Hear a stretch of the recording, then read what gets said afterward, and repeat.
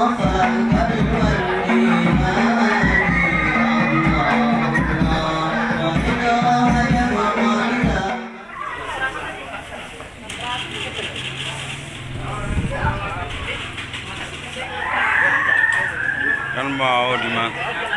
mau dimasukin di YouTube toh, jadi sepajang aja sekalian.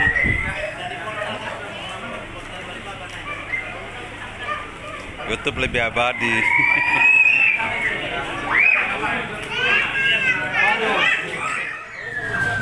Apa kesan Anda tentang Pak Kiai? Saya wawancara gitu. Apa kira-kira?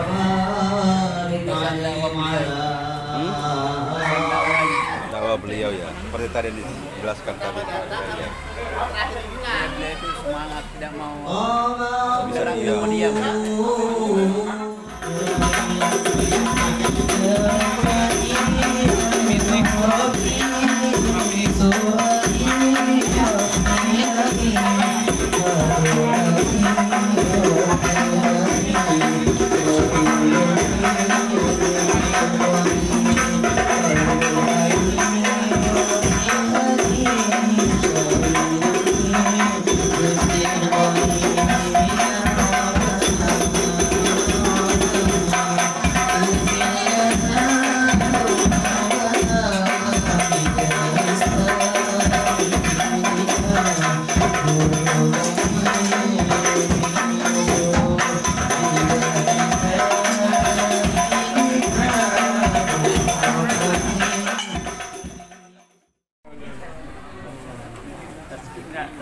Pak Bakri sama siapa Pak Bakri dari seberang?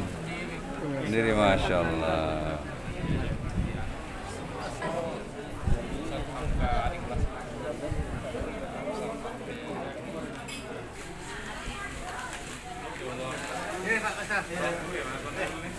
Ah ya Pak.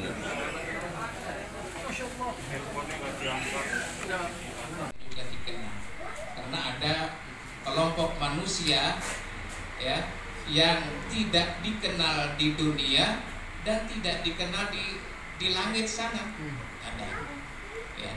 Kemudian ada kelompok manusia yang dikenal di dunia mungkin karena jabatannya, karena usahanya dan sebagainya sehingga terkenal dia, tetapi orang langit tidak mengenal dia. Nah ini ada. Dan sebaliknya juga ada orang yang di dunia tidak dikenal orang ya, mungkin ya karena ditinggal di di pelosok misalnya ya, sehingga orang tidak mengenal orang tersebut, tetapi dengan amalia beliau dikenal oleh orang lain ya. Nah yang paling bagus ini ya, di dunia dikenal orang dan juga oleh keluarga di sana disampaikan bahwa ya saya berada di Balikpapan.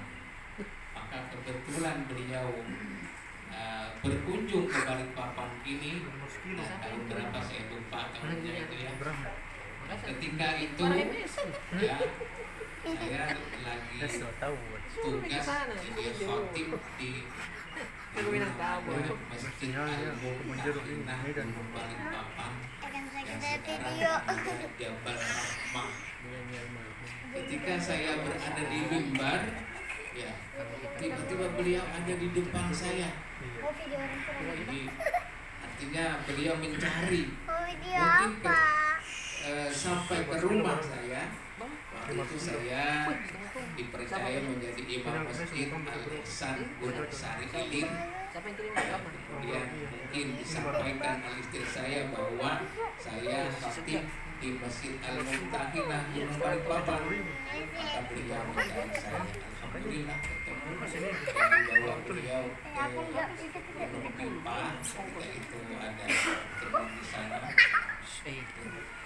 Jadi kalau kita melihat daripada karakter beliau ini, memang orang yang suka ya tidak mau diam begitu. Beliau ini selalu berjalan, selalu bergerak ya.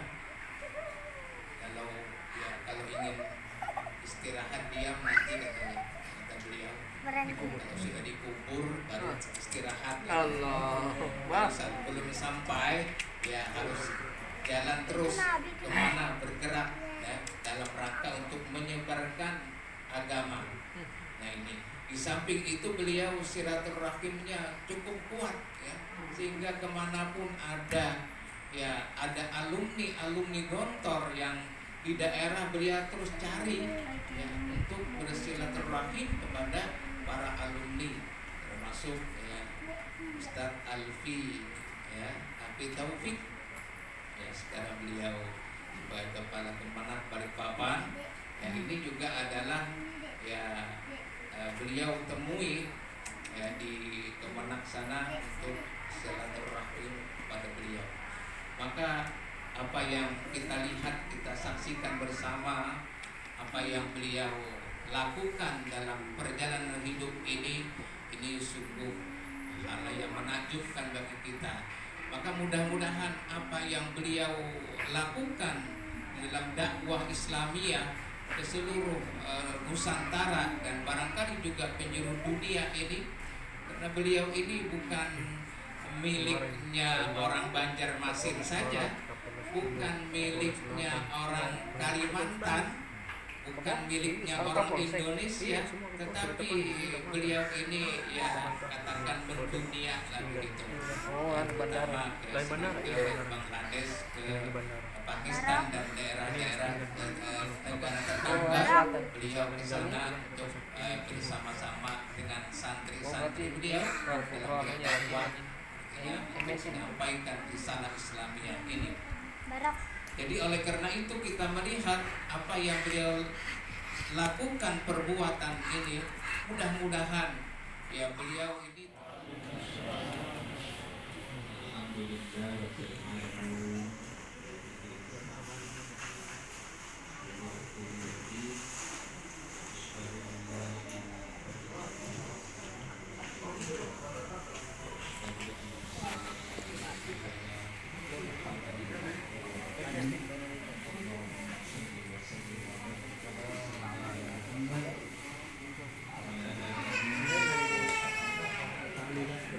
terbaik main ketik.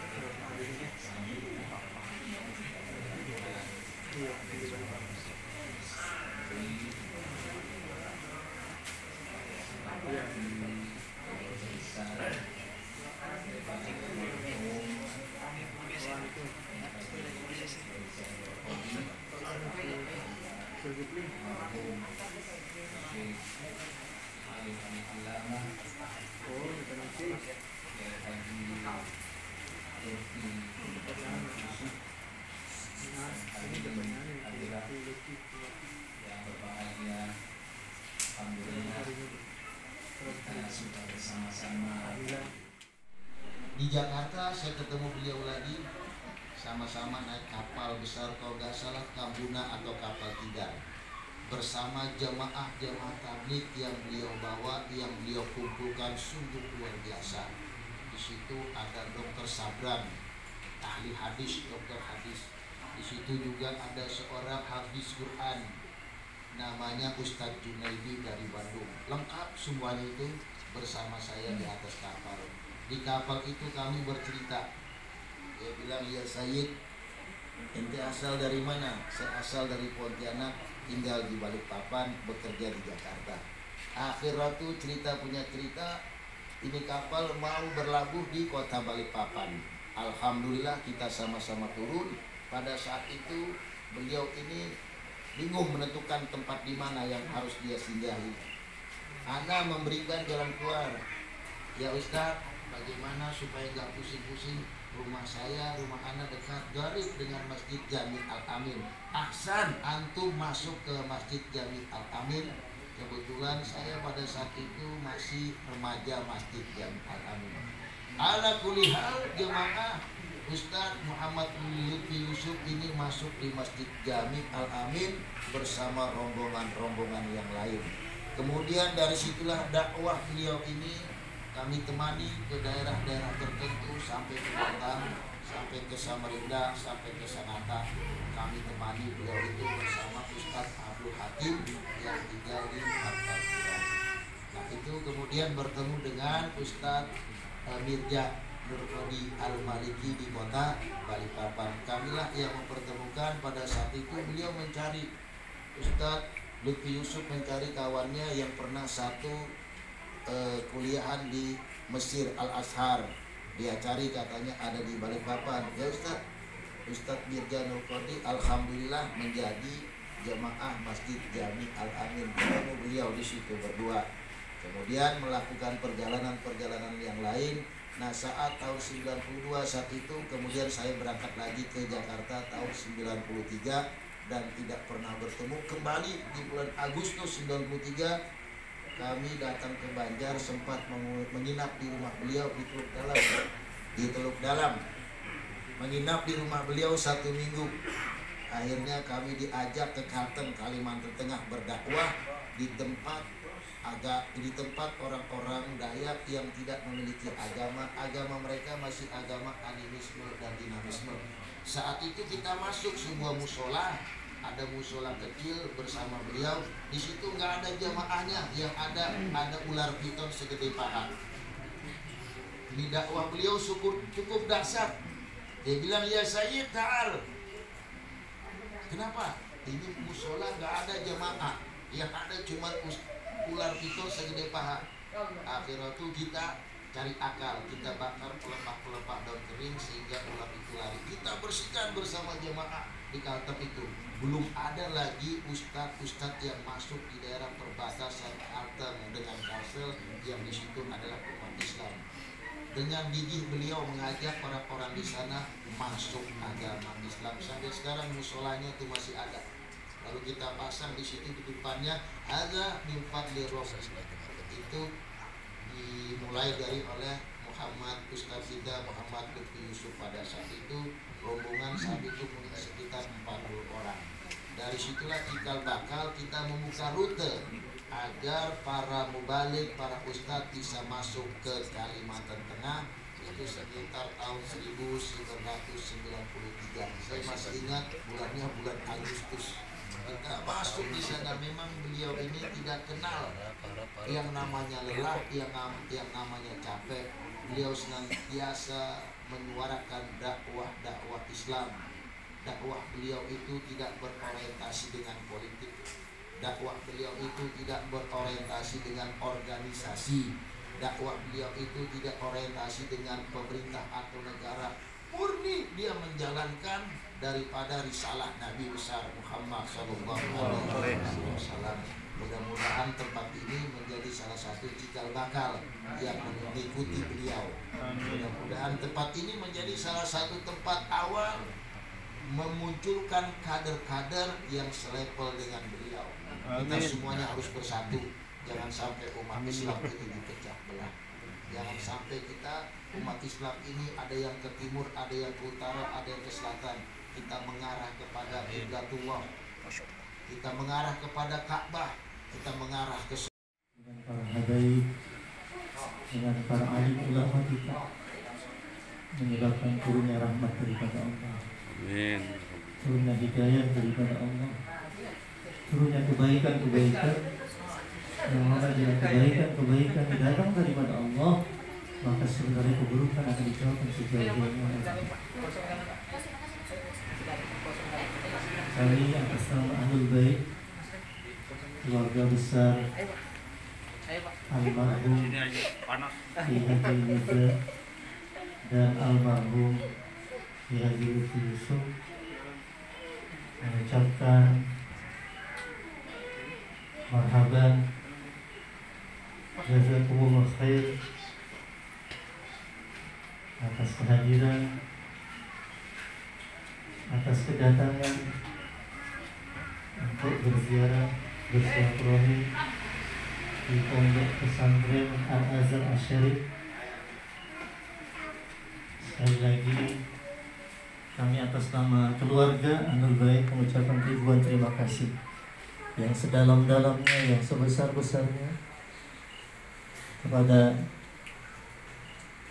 ulama kami, habaib kami juga, dan saudara-saudara sekaligus orang tua kampung yang ada di Jalan Indra Kileng, Bapak Haji Mukhtar, Bapak Haji Ismail, Ustaz 100 harinya orang tua kami, guru kami ini menjawabkan kita semua bisa melanjutkan perjuangan beliau juga.